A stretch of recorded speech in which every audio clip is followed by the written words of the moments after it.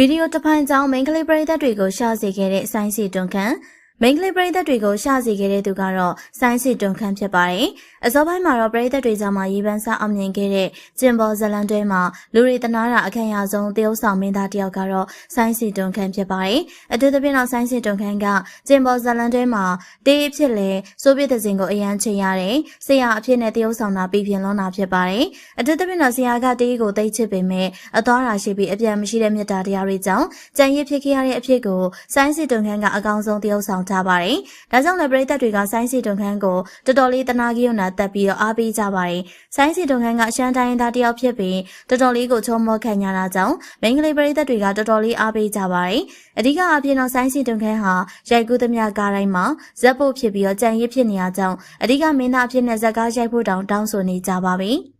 အခုခါမှာတော့ဒီလိုမိန်းကလေးပရိသတ်တွေရဲ့အသေးဆွဲအားပေးနေကြတဲ့ဆိုင်းစီတွန်ခန့်ကဂေးဖြစ်နေရဆိုပြီးသတင်းတွေထွက်လာခဲ့ပါတယ်။ဒီလိုသတင်းတွေထွက်လာတာကတော့ဗီဒီယိုဖိုင်လေးတစ်ဖိုင်နဲ့အတူမြန်မာအနုပညာလောကက